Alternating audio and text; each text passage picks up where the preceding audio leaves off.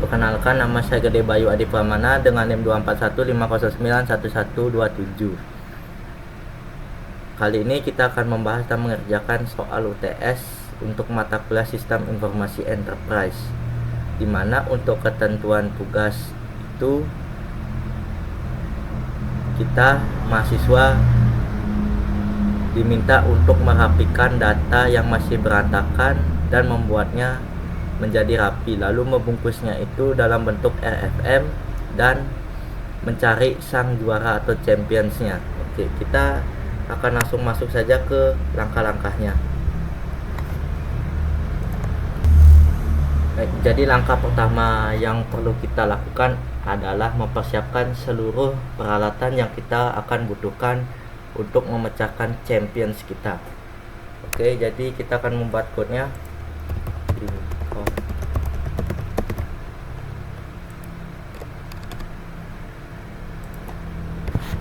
Oke, jadi alat yang pertama yang kita butuhkan dan yang paling penting itu adalah asisten ajaib. Kita di Python. Nah, asisten ini namanya si Pandas. Nah, Pandas itu, bayangkan si Pandas ini adalah robot yang super pintar. Tugasnya itu khusus untuk mengambil buku catatan yang berantakan dan mengubahnya jadi tabel yang rapi. Selanjutnya, alat yang kedua yang perlu kita siapkan itu adalah import numpy ASPD. Nah, alat kedua ini adalah ahli matematika, jadi dia jago matematika. Nah, tugasnya itu adalah menghitung angka-angka yang sulit. Nah, kita butuh bantuan si numpy ini untuk nantinya menentukan berapa sih nilai skor rapor kita. Kita akan run dulu. Oke. Baik, setelah peralatan kita tadi siap, sekarang kita akan perintahkan asisten ajaib kita untuk mulai bekerja. Jadi kita akan perintahkan dulu untuk kata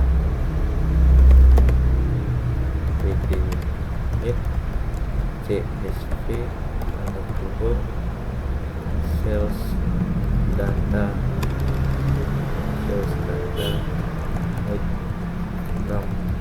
exam.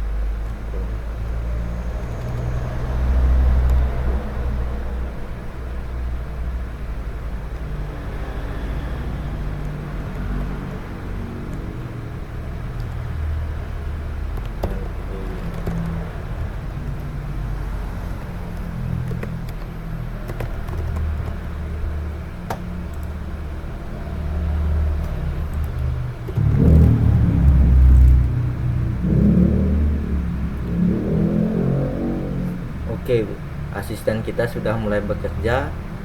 Jadi perintah yang pertama itu PD read. Nah, artinya itu kita suruh asisten kita si PD ini untuk membaca read buku kita.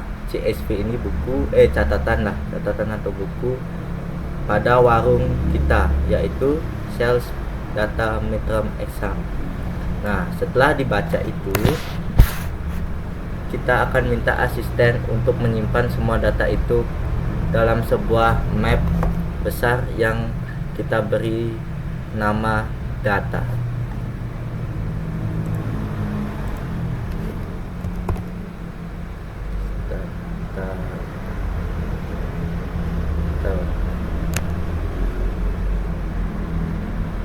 Nah, setelah asisten kita memegang map tadi, map data, tapi kita tidak tahu isinya itu seperti apa. Jadi kita akan kasih perintah pertama, yaitu head.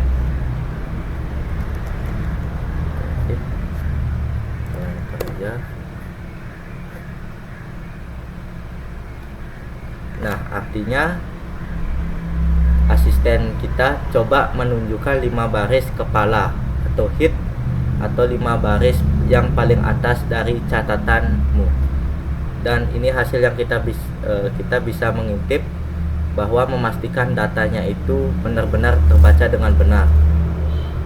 Nah, setelah terbaca dengan benar, di sana terdapat juga kolom transaction ID, date, kota kategori, product name, unit sold, unit price, region, payment method, customer ID, age, dan lain-lain. Kelihatannya semua di sini aman dan tidak ada yang berantakan. Kita akan lanjut ke langkah berikutnya.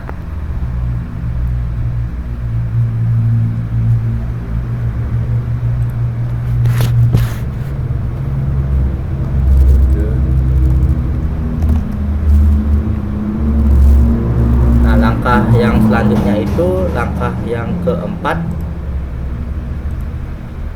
yaitu memeriksa angka-angka ajaib atau statistik, angka-angka statistik. Nah, tadi kan setelah kita melihat 5 baris pertama ini, sekarang kita mau tahu sih rangkuman angka-angka di catatan kita itu pakai perintah yang namanya data describe. Jadi describe ini seperti bilang ke asisten, coba deh jelaskan itu describe. Nah, semua kolom yang isinya angka, berapa sih nilai rata-ratanya, minnya, min, dan berapa nilai yang paling besar, yaitu max-nya. Seperti itu, kita bisa run. Nah, ini juga sangat penting ya. Jadi untuk mendeteksi hal-hal yang aneh, kita bisa lihat pada unit sold atau unit penjualan. Janganlah unit penjualan, jumlah jajan. Kita pakai jumlah jajan aja. Nilai minnya itu kan 1. Dan nilai maxnya itu ada 10. Jadi ini masih masuk akal. Kalau di sini kita lihat minnya minus 1, wah, itu sih ada yang aneh. Berarti ada data yang salah. Tapi untungnya di sini data kita masih terlihat normal.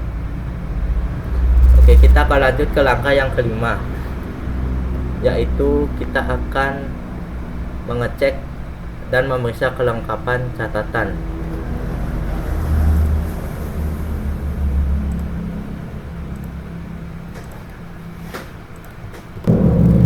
Kita juga sudah tahu tadi kan angka-angka normal dari kejelasan describe. Sekarang kita perlu tahu apakah catatannya itu lengkap. Kita akan pakai info. Oke, kita akan tulis dulu.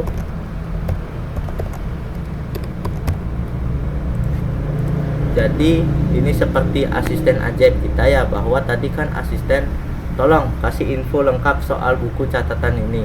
Jadi ada beberapa total baris dan apakah ada kolom yang datanya itu hilang. Lalu asisten akan memberi laporan yang baru. Nah, dia bilang ada total 240 entries baris catatan. Range indeksnya itu ada 240. Lalu dia cek itu satu persatu kolom.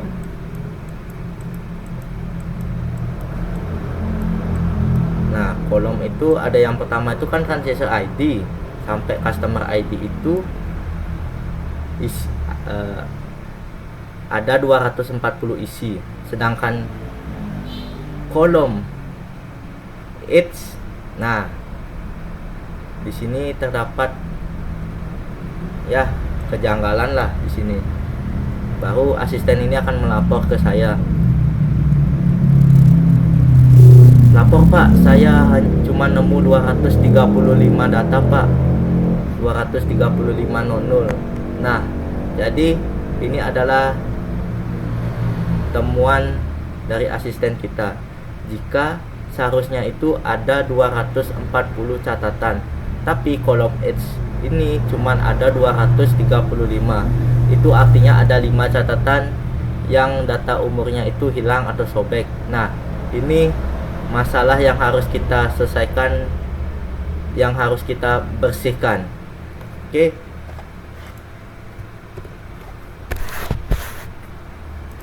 Nah, tadi kan info itu memberikan kita petunjuk ada 5 data yang hilang di kolom H. Nah, sekarang kita akan buktikan itu. Kita akan perintahkan, hey asisten, tolong berikan atau periksa apakah ada is0 data yang hilang setiap kolom, lalu jumlahkan sum totalnya berapa. Kita akan buat dulu missing values sama dengan terus is0 tanda kurung baru sum tanda kurung sum. Nah, ini terus kita print missing values-nya.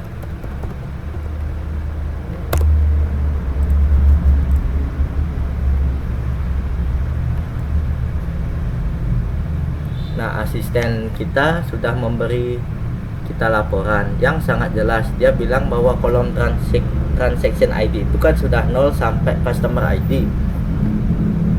Nih. Lalu kolom H-nya itu ada 5 yang hilang. Nah, sekarang kan kita sudah 100% yakin dan punya bukti juga ada 5 baris catatan data yang umurnya hilang. Sekarang kita akan bersihkan. Lalu kita akan buat dulu kodenya, data dropna subset apa ya tadi, age umurnya kita terus ini in place true.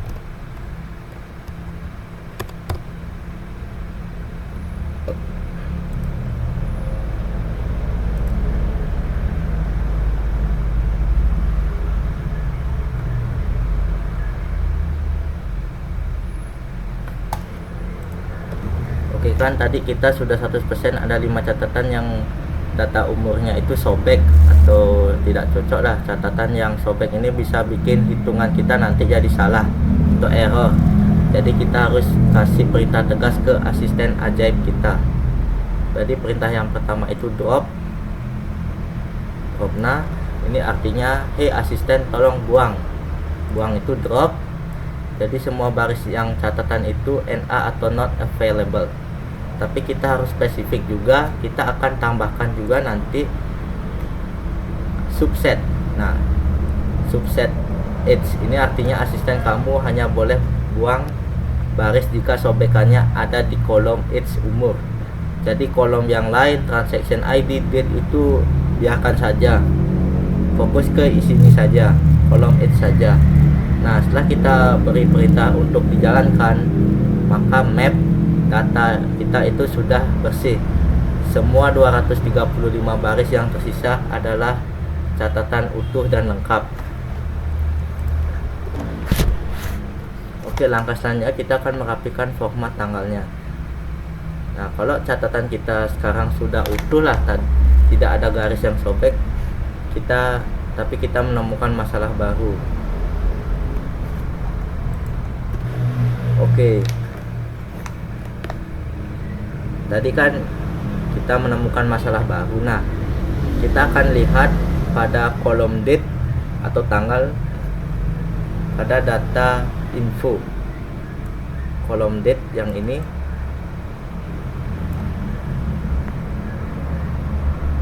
Nah, bagi kita ini kan terlihat seperti tanggal. Nah, bagi asisten saya dan komputer ini hanyalah sekumpulan teks atau tulisannya itu biasa. Outputnya itu kan ada pada data info.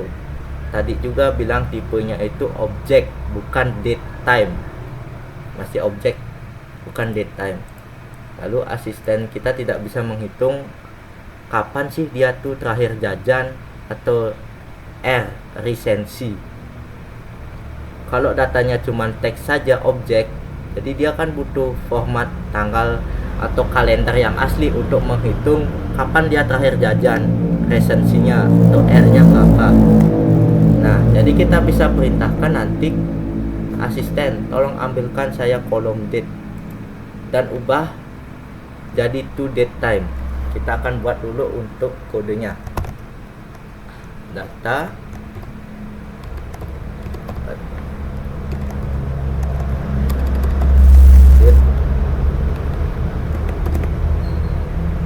dd to date time.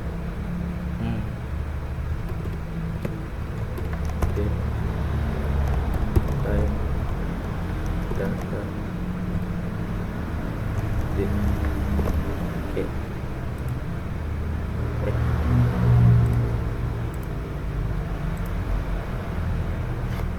Jadi semua teks yang nantinya di dalam itu akan menjadi format tanggal kalender dan tidak lagi jadi objek.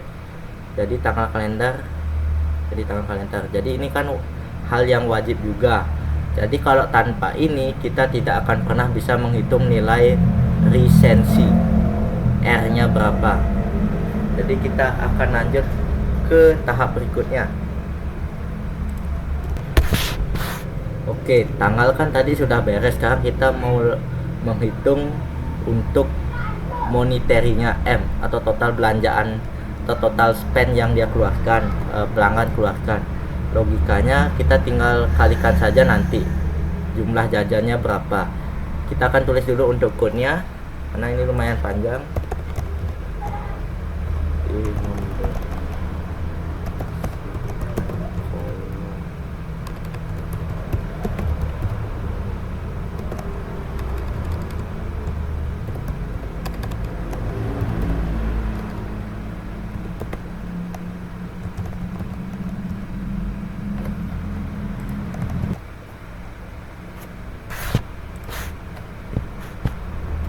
Oke, ini saya ada sedikit break karena ada beberapa faktor, yaitu adik saya yang ribut dan mengganggu saya. Mohon maaf Bapak. Oke, tadi kita kan membahas tinggal kalikan saja jumlah jajan unit sold dengan harga satuan unit price-nya.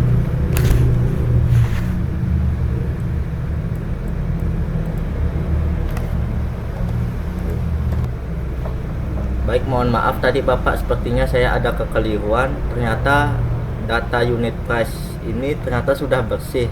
Setelah saya cek kembali pada data info bahwa unit sold dan unit price-nya ini sudah float dan integer, jadi tidak objek seperti date tadi, dan date juga sudah berubah data type-nya menjadi date time. Dan untuk selanjutnya kita akan menghitung total belanjaan, total revenue-nya.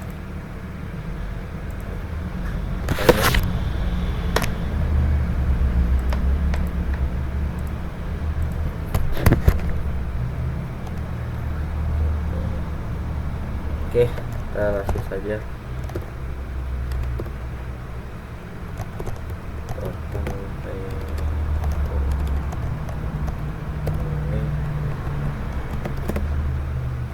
Data tadi untuk bagian ini saya copy paste saja Pak ya, mohon maaf karena agar tidak memakan waktu yang lama, dan ada kekeliruan sedikit juga bahwa sebelum saya run ternyata kolomnya unit price juga sudah benar.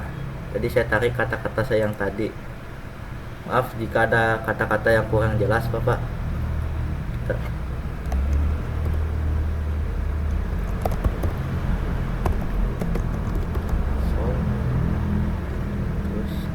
kita kalikan tadi data unit berapa lama.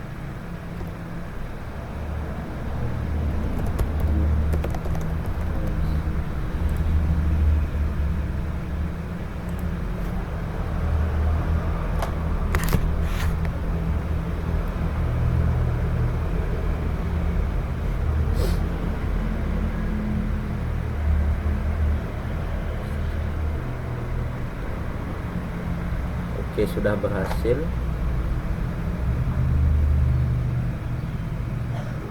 Jadi untuk mendapatkan total belanjaan, kita perintahkan asisten ajaib kita dan membuatkan kolom baru, namanya itu total revenue.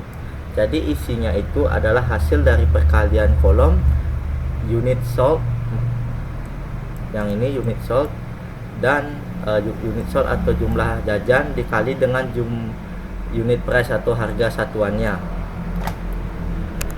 Jadi karena kedua kolom itu sudah berupa angka,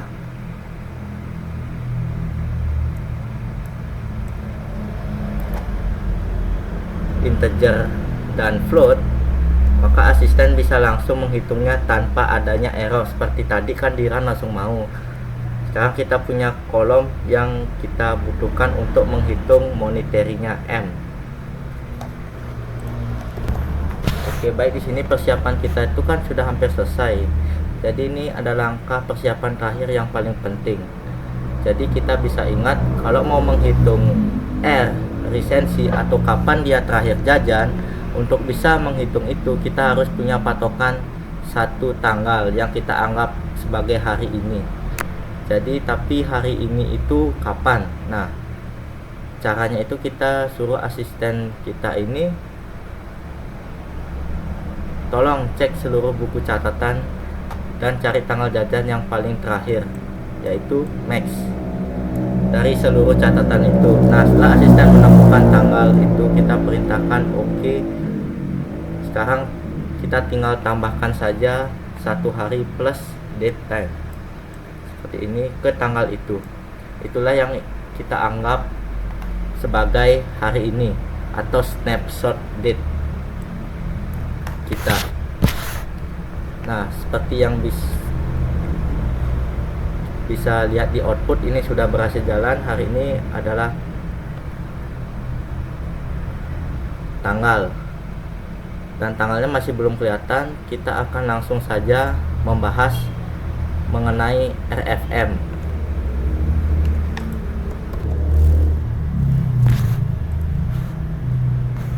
Oke, data kita kan sudah bersih kan pada bagian pertama ini.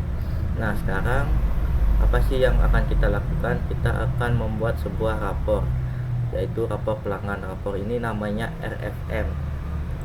Saya akan jelaskan di sini dulu kenapa sih kenapa, karena 235 pelanggan kita itu tidak semuanya sama.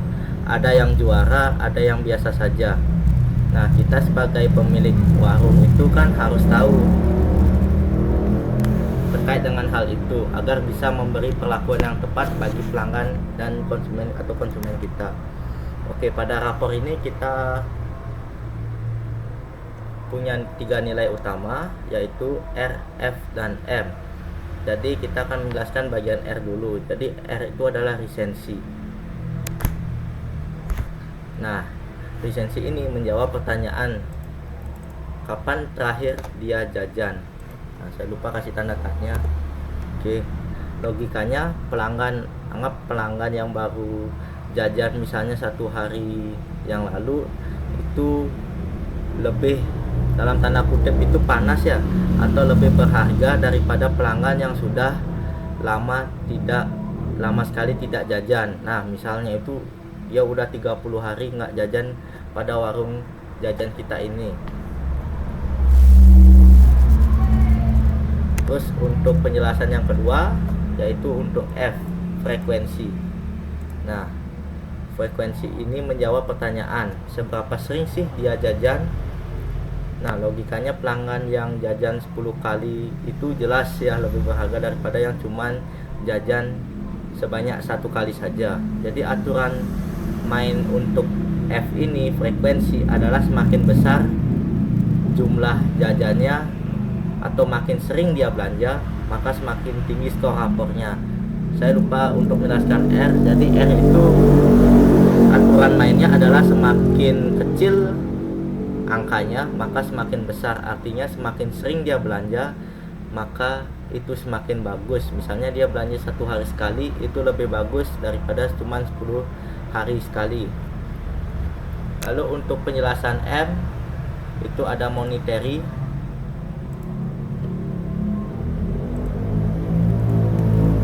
Nah, jadi untuk monetary ini adalah M menjawab pertanyaan berapa banyak uang yang dihabiskan oleh konsumen tersebut.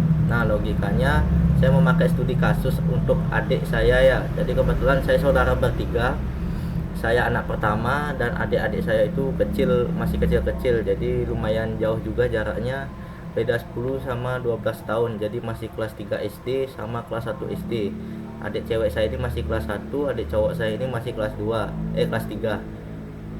Untungnya sih nggak di sini ya. Jadi saya pakai analoginya di Figma saja, karena kalau di sini ada adik saya, maka laptop saya akan dipakai main Roblox, Pak ya. Jadi saya pakai Figma aja. Nah, jadi logika pelanggan yang menghabiskan 20.000 itu lebih berharga daripada yang cuma menghabiskan 5.000. Nah, jadi aturan main M itu sama kayak F, makin tinggi skornya maka makin bagus, atau makin besar uang yang dia belanjakan maka semakin tinggi skor rapornya.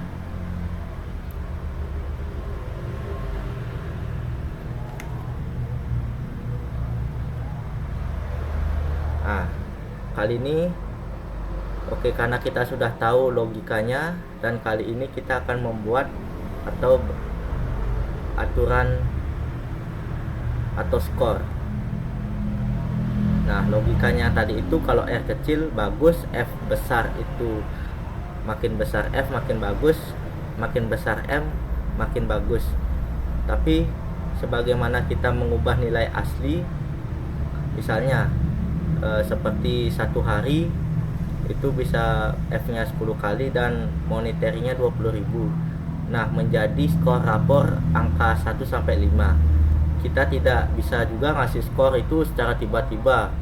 Misalnya dia resensinya 1 hari, frekuensinya 10 kali, total spend monetary-nya 20.000, tiba-tiba kasih skor 4, kasih skor 5, itu tidak bisa. Nah, kita juga sebagai pemilik warung jajan, kita ownernya harus tahu terkait dengan hal itu. Jadi kita akan membuat sebuah aturan penilaian yang adil terlebih dahulu. Nah, aturan inilah yang ada di Google Colab atau di coding nanti yang kita sebut bins atau PD card. Ini adalah cetak biru kita. Oke, jadi pada kotak ini aturan resensi semakin kecil hari akan semakin tinggi skor.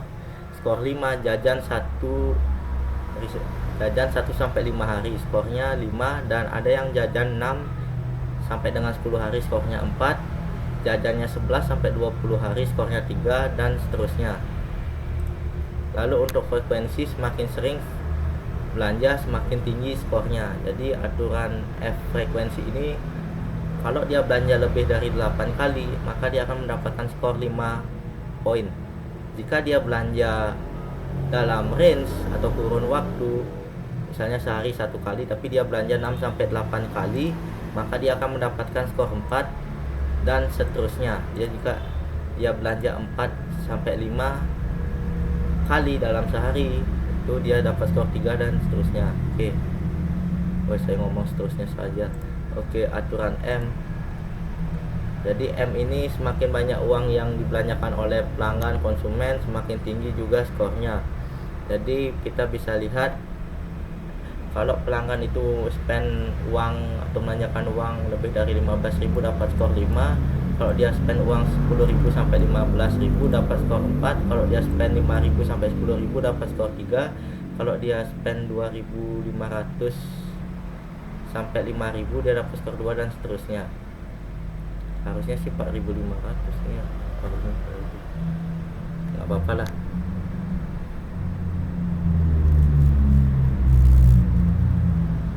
Nah, sekarang kita sudah punya aturan penilaian yang sangat jelas. Sekarang kita coba terapkan aturan ini ke contoh dua adik saya secara adil buat. Oke. Jadi untuk nilai kriteria, nilai asli R-nya itu dia adik cewek saya itu, jadi dia belanja dalam sehari itu bisa 10 kali, terus monetary-nya dalam 10 kali belanja dalam sehari, dia total spend yang dikeluarkan itu adalah 20.000. Jadi adik saya belanja dalam sehari itu kan 10 kali. Kalau dia datang ke warung sekali, dia total spend yang keluarkan 20.000, tinggal dikalikan saja 2 dikali 10 jadi totalnya 20.000.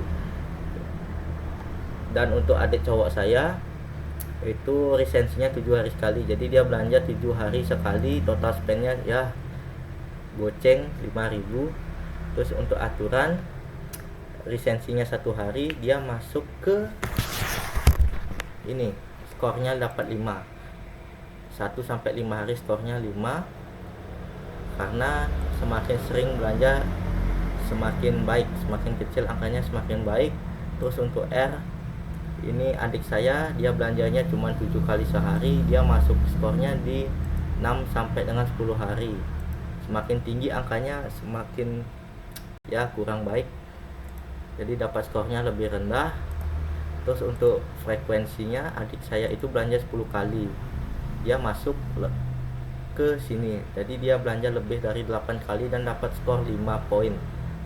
Sedangkan adik cowok saya frekuensinya cuma sekali, ya masuknya cuma dapat skor 1 kali. Terus untuk monetary, adik saya yang cewek total spend yang dikeluarkan untuk sekali belanja itu 2.000. Lalu kalau dikalikan 10, 20.000, jadi itu masuknya ke sini dapat skor 5. Kalau adik saya 7 belanja monetary-nya itu di 5.000, dia masuk ke sini dapat skornya 2.500 sampai 5.000. Jadi total skor raportnya itu adalah R-nya 5, F-nya 5, M-nya 5. Kalau adik cowok saya itu R-nya 4, F-nya 1, M-nya adalah 2, berarti 412. Dan untuk adik cewek saya skornya di 555.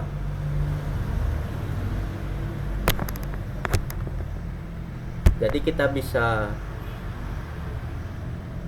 kita bisa tahu bahwa champions kita itu adalah tentu saja adik cewek saya yang menjadi juara.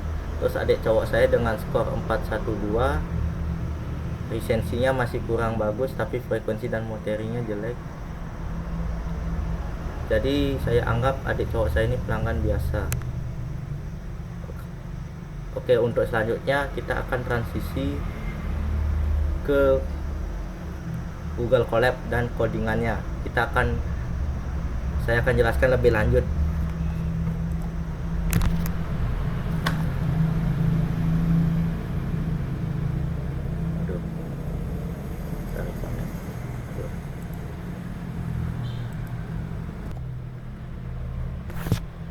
Oke, kita sudah kembali ke Google Colab ya. Jadi kan tadi saya juga sudah menjelaskan dan harusnya sudah paham 100% konsep dari Figma. Kita punya aturan penilaian bins yang jelas untuk RFM dan RF dan M. Sekarang tugas kita adalah memerintahkan yang tadi asisten ajaib kita, si Pandas tadi, kita untuk menetapkan aturan itu ke 235 pelanggan kita. Oke. Jadi yang pertama itu kita menghitung nilai RF dan M.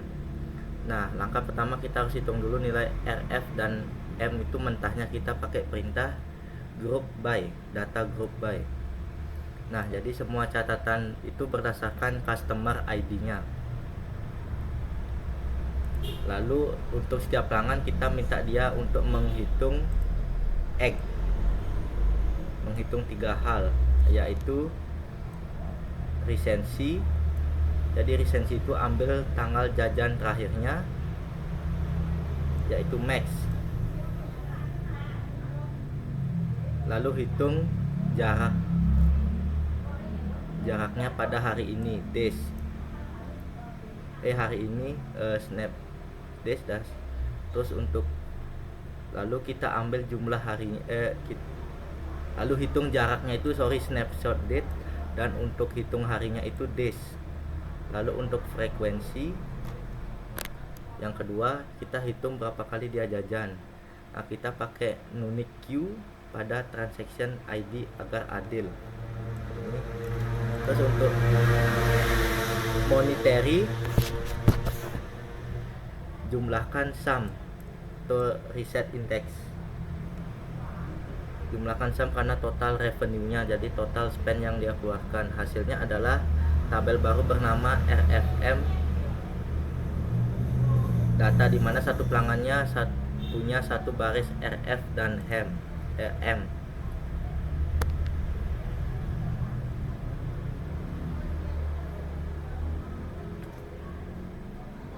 Sekarang kita akan melakukan pembersihan double check sesuai atau pada code ini.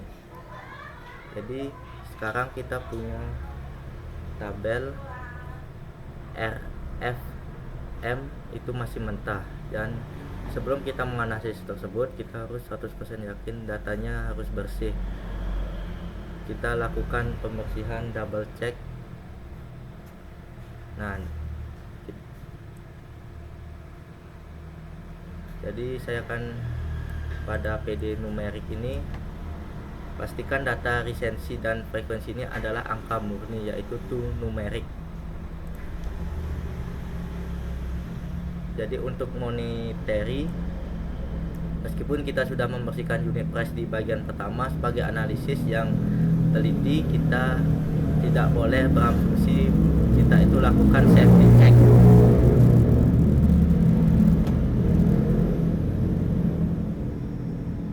Lalu kita akan perintahkan asisten ubah paksa, yaitu ini as type string. Kalau monetary-nya jadi teks, bersihkan lagi itu replace. Kalau mau masih ada sisa-sisa simbol dolar-dolar uang ini atau koma, lalu ubah jadi angka to numerik. Jadi ini adalah langkah paranoid yang bagus untuk memastikan data monetary-nya 100% bersih. Lalu untuk langkah selanjutnya,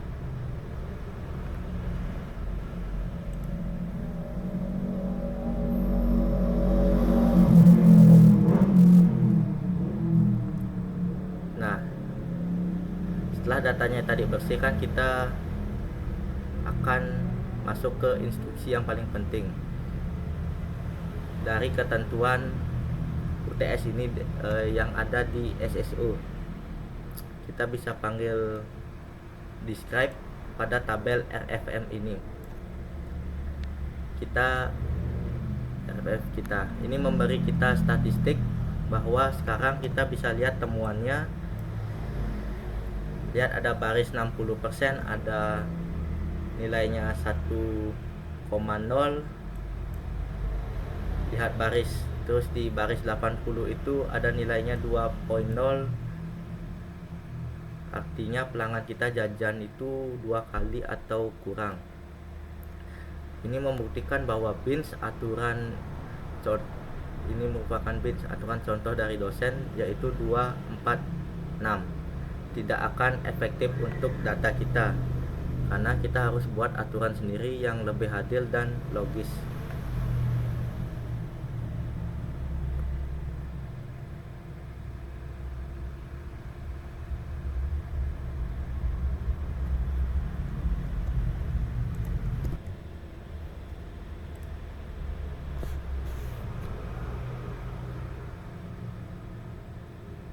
Oke, jadi setelah itu kita akan memberi skor raport dan menerapkan aturan penilaian. Kita bisa lihat pada RBINS, ini merupakan aturan R kita pakai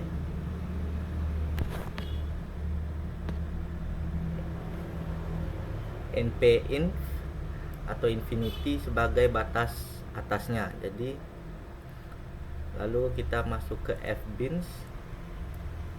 Nah, FBINS ini adalah aturan F kita, dimana berdasarkan temuan kita dan asisten kita 80% di bawah 2. Jadi kita punya aturan yang adil untuk 0, 1, 2, 3, 4, 5 dan NPF ini untuk batas atasnya. Jadi ini untuk memisahkan juga sih yang jajan itu berapa kali sih frekuensinya. Ada yang sekali, 2 kali, 3 kali dan 4 sampai 5 kali. Lalu untuk MBINS Ini adalah aturan M yang kita sesuaikan juga dengan di Figma. Lalu kita masuk ke ini.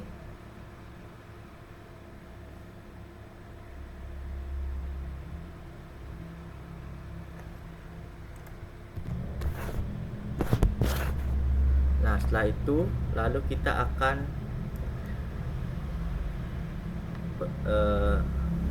perintahkan asisten kita untuk tolong potong atau cut data resensi, data frekuensi, data monetary yang sudah kita buat dan kasih label score yaitu 5, 4, 3, 2, dan 1. Kita lakukan jadi seperti itu. Lalu kita akan memberi komentar yaitu atau segmentasi.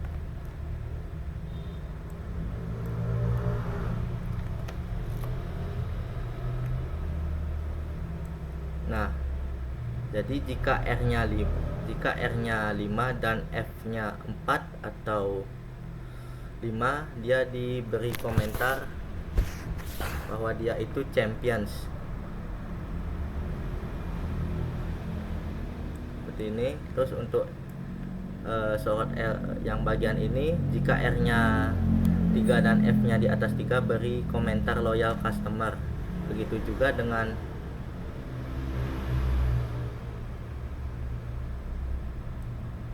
dua. Jadi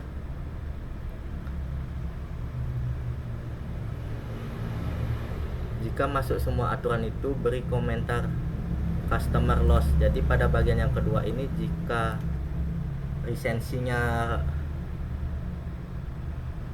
frekuensinya itu 2 kali, jadi ini kan semakin rendah frekuensi semakin tidak bagus, maka dia akan termasuk potensi at risk atau loss customer.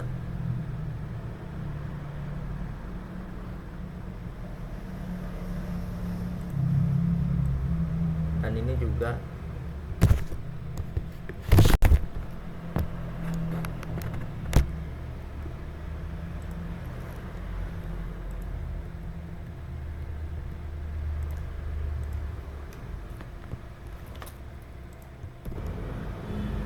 nah, setelah itu kita akan masuk ke RFM data apply. Nah, data apply ini sebenarnya sebagai kamus komentar ini setiap baris pelanggan.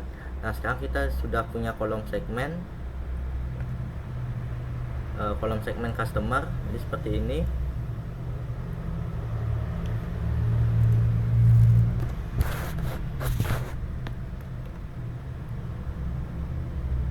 Oke, pertama kita akan hitung dulu ada berapa pelanggan di setiap segmen. Kita akan panggil yaitu value counts. Selanjutnya kita akan masuk ke visualisasinya.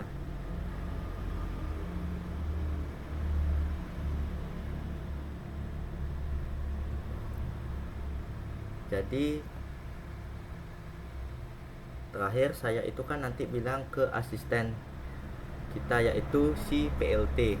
Nah, PLT ini akan membuatkan diagram lingkaran yaitu pie dari hasil hitungan segmen counts tadi.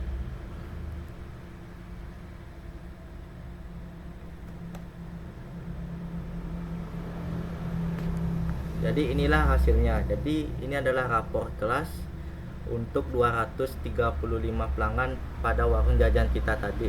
Mari kita akan baca hasilnya. Kita lihat irisan kue terbesar itu adalah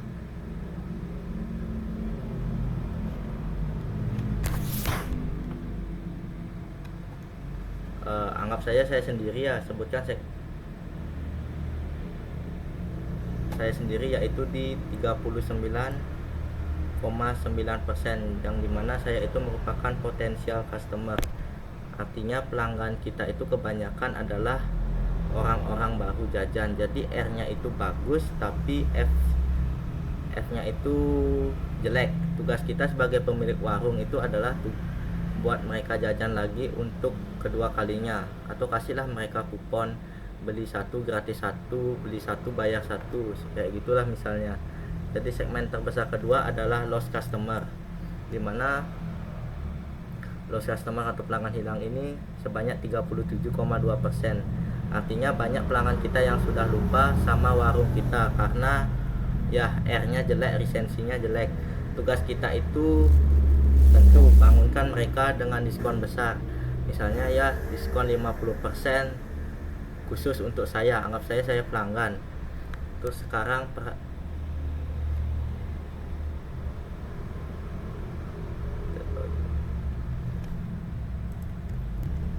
Oke, sekarang kita bisa perhatikan juga temuan yang paling penting dari analisis segmen kita itu champions. Juaranya itu jumlahnya masih 0 ya, yang saya dapatkan atau sangat kecil. Atau cek segmen. Jadi ini bukan error sih sebenarnya, ini merupakan temuan bisnis ya pada data yang Bapak kirimkan. Jadi kesimpulan akhirnya bahwa analisis RFM ini bukan cuma soal coding, tapi ini adalah cara kita memberitahu si pemilik warung fokus Anda adalah mengubah potensial customer menjadi loyal. Yang kedua adalah selamatkan at risk. Yang ini yang biru, sebelum mereka kabur ke kompetitor sebelah atau warung sebelah. Dan yang ketiga yang paling penting adalah membuat suatu strategi agar ada champions pada warung jajan kita. Ini adalah cara kita untuk mengambil sebuah data, untuk mengambil sebuah keputusan bisnis yang lebih baik juga. Baik, sekian dari saya, terima kasih.